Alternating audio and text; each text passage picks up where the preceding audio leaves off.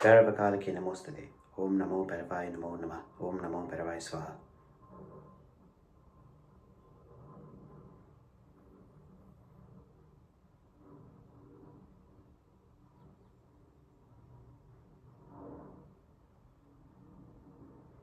Maa Adyamahakali. Maa.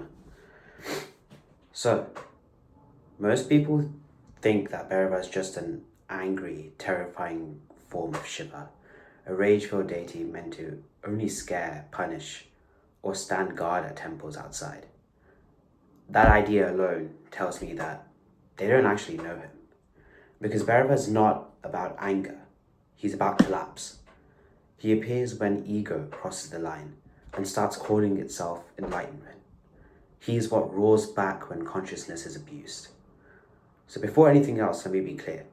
If you're here for comfort, motivation, or some sort of spiritual aesthetic, this video isn't for you. If you're attached to your identity, your beliefs, or the idea that growth should feel pleasant, this whole path will be uncomfortable. But if your life has never felt like it was being dismantled rather than being improved, if rules, structures, even you have started breaking apart, then Bhairava himself has already entered your space. Most of you watching this will already know the name, but names like his deserve to be introduced properly. If you've watched Guruji's satsangs, you will know he often begins by asking a simple question: what do you think when you hear the name Bhairava? Split the word Bhair and Rava. So it means the roar of consciousness. One way I always remind myself of this is through something very ordinary, like being on a train. Imagine you sitting in a train carriage. Someone is talking about an event that they're excited for. Someone else is talking about their dreams. Another person is asleep. Someone is scrolling endlessly on their phone. Someone else is just staring around. Each of them carry their own ambition, desires, emotions, thoughts. And underneath it all, the constant sound of the train, wheels against tracks, motion, noise. Add your own thoughts to this, louder than all the others, at least to you. Whether you realize it or not, every single one of these inputs is being processed by your consciousness, whether you know it or not. Now imagine this, just in one carriage, but for every individual on this planet. This overwhelming fullness, this total saturation of awareness that leaves no void, that roar is Bhairava. Now, you've all heard the story, right? When Lord Brahma becomes so immersed in his own creation that he begins to believe he is supreme, forgetting the difference between ego and self. Yogamaya, Ma herself, causes the fifth head to overstep. The disappointment here expressed by Bhairava is not anger. If the creator God himself cannot distinguish ego from truth, then creation itself is at risk. That disappointment in Shiva manifests as Bhairava, erupting from his third eye. Brahma cannot hold the fifth head. The fifth head represents the highest branch of knowledge, beyond rituals, beyond material mastery, even beyond the four Vedas. After everything is known, then comes the fifth. And Brahma believes he can hold it alone. But Shakti cannot be held without the Shiva Tattva. Shiv and Shakti are not separate. When Brahma claims independence from Shiva Tattva, everything collapses back onto him. That collapse itself is Bhairava. Bhairava severs the fifth head, and in doing so becomes Brahma's guru. Not an executioner, but a destroyer of ego. This is why Bhairava is not just a Kshetrapala. He represents the collapse of all of all the socially accepted truths and the emergence of realized consciousness.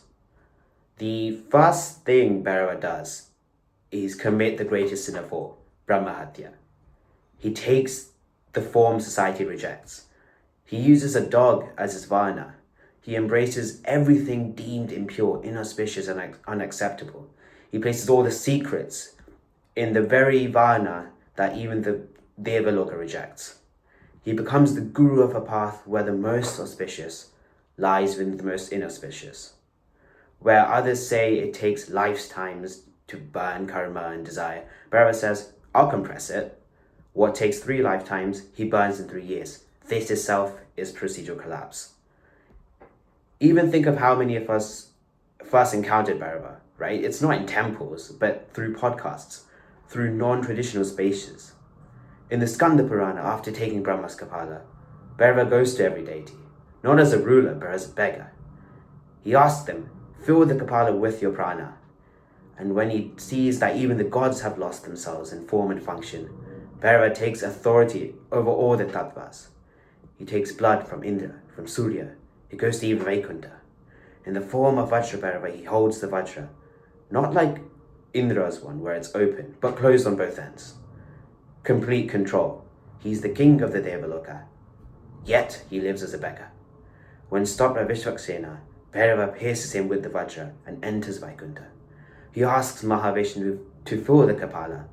Vishnu cuts his own forehead, but still cannot fill it. Only when Ma intervenes does Bhairava stop.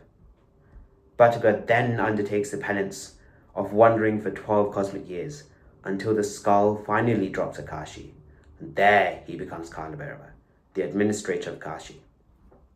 Kashi is not just a place, right? It's you. When Bhairava administers your soul, you become Kashi. Bhairava holds the fifth head, the fifth Veda, the path to Adya. This knowledge cannot be reached through the four Vedas alone. It exists beyond Brahma's design. Bhairava is the guide for that path. Bhairava is absolute. He severed Brahma's ego, collected the blood of the Devas. Before him, all are uncountable. Yet, he is also the kindest guru, a beggar with unmatched authority. He alone can be the pedestal for Maa Adyamahakali, the Adi Shakti, the mother of the Trimurtis. That is who he is.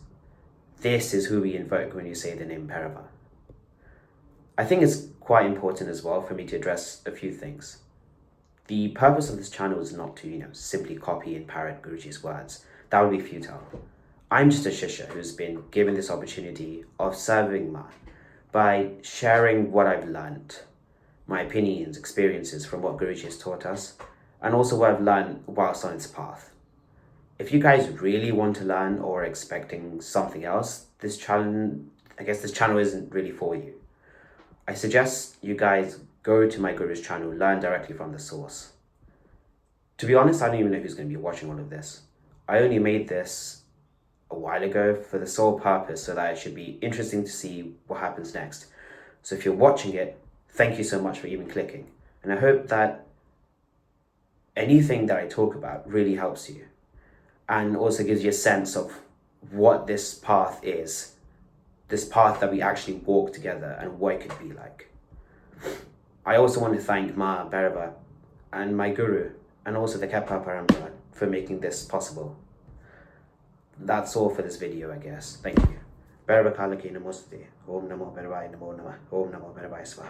Jai Maa Adyamahakali.